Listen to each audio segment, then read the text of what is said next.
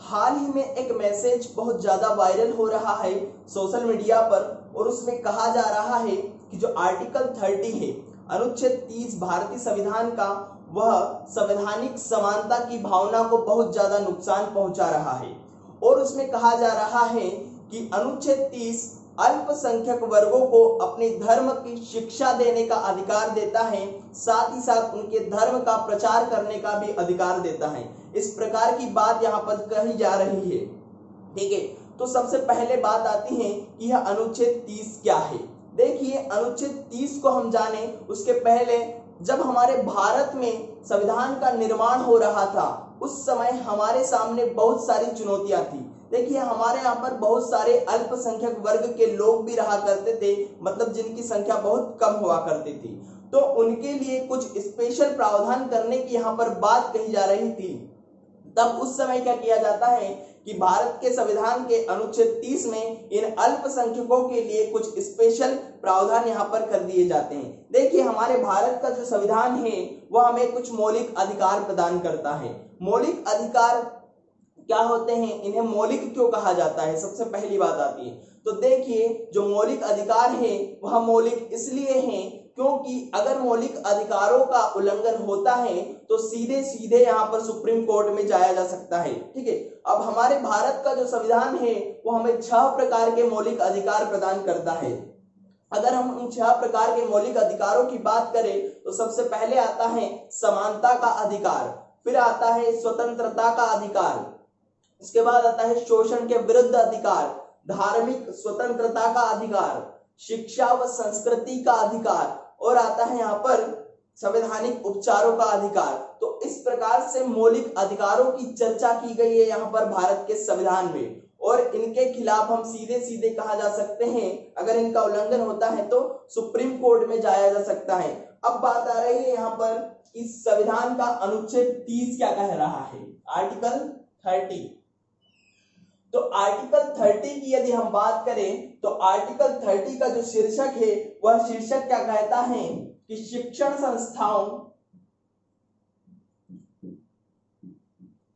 संस्थाओं की स्थापना और उनका प्रशासन करने का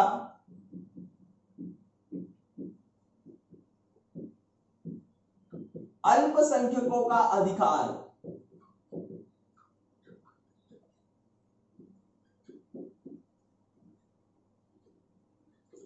देखिए, यहां पर शिक्षण संस्थाओं की स्थापना और उनका प्रशासन करने का अल्पसंख्यकों को अधिकार दिया गया है, और इस अनुच्छेद को 3 भागों में बांटकर यहाँ पर बात कही गई है। तो क्या बात यहाँ पर कही गई है उसे हम देखते हैं। देखिए, सबसे पहली बात यहाँ पर कही गई है कि जितने भी अल्पसंख्यक वर्ग के लोग हैं, उन अल्पसंख्यक वर्गों के लोगों को अपनी रुचि के अनुसार, कैसे, अपनी रुचि के अनुसार शिक्षण संस्थान स्थापित करने का अधिकार है, साथ ही साथ उसका प्रशासन भी वही करेंगे।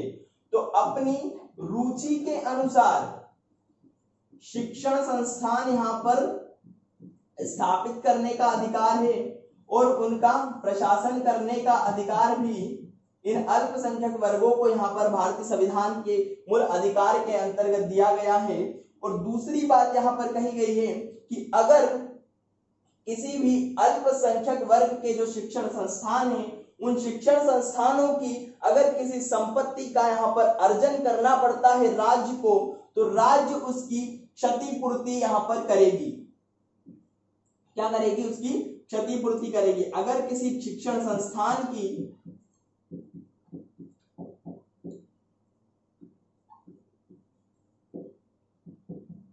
राज्य के द्वारा किसी संपत्ति का अर्जन किया जाता है तो उसकी क्षतिपूर्ति कौन करेगा, राज्य करेगा। अब देखिए, होता क्या है कि हमारे जो भारत का संविधान है उसमें पहले 7 मौलिक अधिकार हुआ करते थे, और जो एक अधिकार हटा दिया गया है वह है संपत्ति का अधिकार। इस संपत्ति के अधिकार को भारतीय संविधान से अब भारतीय संविधान के मूल अधिकारों से अब हटा दिया गया है और 44वां संविधान संशोधन किया गया है उसके लिए 1978 में। और जब यह 44वां संविधान संशोधन किया गया था तभी इस बात को यहाँ पर जोड़ दिया गया था कि अभी भी जो शिक्षण संस्थान है अल्पसंख्यकों के, अगर उनकी संपत्ति का अर्जन यहाँ पर करता है राज्य तो फिर उसकी क्षतिपूर्ति से करनी पड़ेगी। अगली बात यहाँ पर आती है कि अगर राज्य सरकार या फिर कहे राज्य किसी प्रकार की आर्थिक सहायता देती है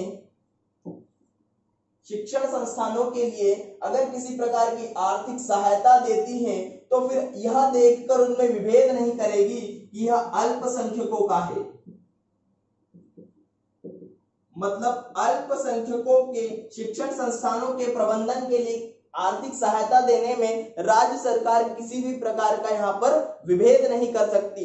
इस प्रकार से भारतीय संविधान का यह अनुच्छेद 30 है कि यहाँ पर जो अल्पसंख्यक वर्ग हैं उन्हें अपने धर्म की शिक्षा प्राप्त करने का अधिकार है और जो बहुसंख्यक लोग हैं उन्हें यहाँ पर धर्म की शिक्षा प्राप्त करने का अधिकार नहीं है। बहुत सारे मदरसों में हम देखते हैं कि उन्हें धर्म की शिक्षा दी जाती है, लेकिन अन्य जो बहुसंख्यक लोग हैं, जैसे हम हिंदू की बात करें तो हिंदुओं को अपने धर्म की शिक्षा प्राप्त करने का अधिकार भारत का संविधान नहीं देता है। तो इन्हीं बात को लेकर अभी सोशल मीडिया पर बहुत ज्यादा अटकलें लगाई जा रही है और कहा जा रहा है कि हमें आर्टिकल 30 को भारतीय संविधान से हटाना चाहिए।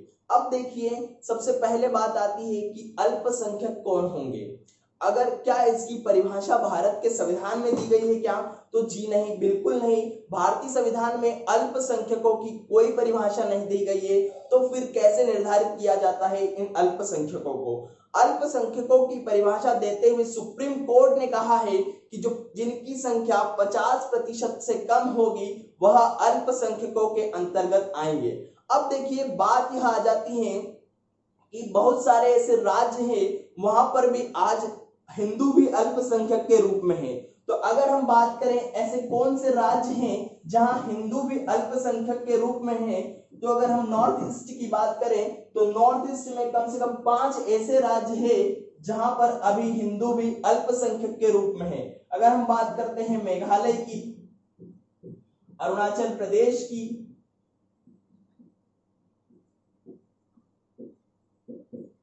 यहां पर मणिपुर, मिजोरम,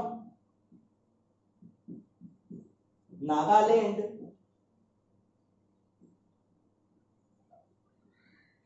और कहें तो जम्मू कश्मीर में भी यहां पर जम्मू कश्मीर और पंजाब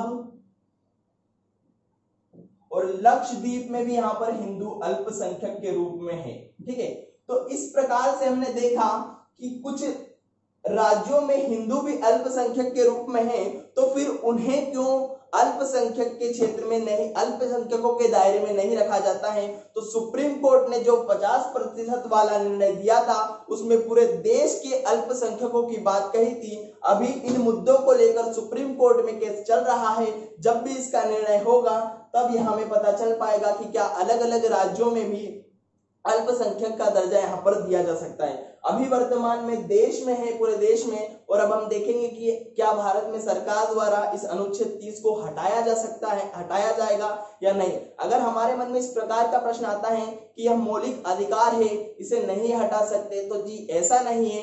देखिए, अभी थोड़े दिन पहले ही 35A को भी हटाया गया था, और कहे तो फिर 44वें संविधान संशोधन के तहत जो संपत्ति का अधिकार था अनुच्छेद 31 उसे भी हटाया गया था।